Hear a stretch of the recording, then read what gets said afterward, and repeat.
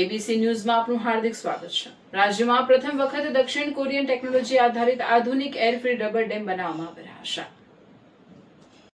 છોટાઉદેપુર જિલ્લાના રાજવાસણા ખાતે હેરણ નદી પર અને તાપી જિલ્લાના પાઠકવાડી ખાતે અંબિકા નદી પર કરોડો રૂપિયાના ખર્ચે આ બે અત્યાધુનિક રબર ડેમનું નિર્માણ ચાલી રહ્યું છે।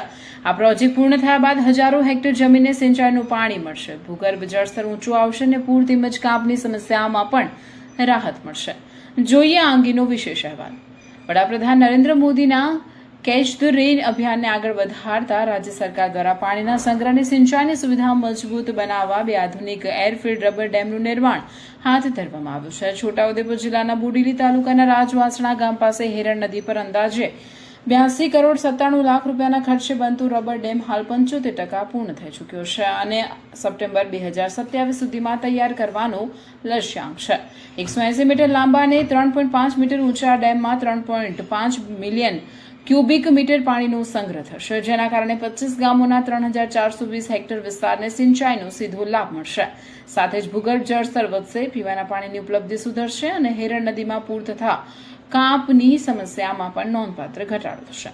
રબર ડેમની ખાસિયત એ છે કે ભારે વરસાદ અને પૂર દરમિયાન તેમાં ભરેલી હવા બહાર કાઢીને ડેમને નીચે બેસાડી શકાય છે, જેથી પાણીનો પ્રવાહ અવરોધ્યા વગર પસાર થઈ શકે અને આસપાસના વિસ્તારોને નુકસાનથી બચાવી શકાય। આ પ્રોજેક્ટમાં આગામી 10 વર્ષ સુધીના ઓપરેશન અને મેન્ટેનન્સનો પણ સમાવેશ કરવામાં આવ્યો છે। બીજી તરફ તાપી જિલ્લાના ડોલવણ તાલુકાના પાઠકવાડી ગામે અંબિકા નદી પર અંદાજે 79 કરોડ રૂપિયાના ખર્ચે જાપાનીઝ ડિઝાઇન આધારિત રબર ડેમનું હાલ કામ 90% પૂર્ણ થઈ ચૂક્યું છે। દક્ષિણ કોરિયાથી મંગાવવામાં આવેલા વિશેષ રબર બ્લેડરથી તૈયાર થતો આ ડેમ 50 ડિગ્રીથી વધુ તાપમાનમાં પણ અસરકારક રીતે કાર્ય કરશે અને તેનું અંદાજિત આયુષ્ય 30 વર્ષ જેટલું રહેશે। આ ડેમમાં SCADA ઓટોમેશન સિસ્ટમ લાગુ કરવામાં આવી રહી છે, જેના કારણે કમ્પ્યુટર દ્વારા જ હવા ભરવાની કાઢવાની સમગ્ર પ્રક્રિયાનું સંચાલન થશે।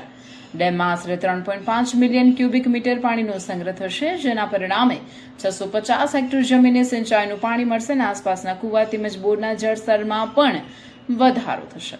આધુનિક ટેકનોલોજીથી તૈયાર થઈ રહેલા બંને રબર ડેમ રાજ્યમાં જળ સંચય, સિંચાઈ, પૂર નિયંત્રણ અને ભૂગર્ભ જળ સંવર્ધન ક્ષેત્રે એક મહત્વપૂર્ણ સીમાચિહ્ન સાબિત થશે।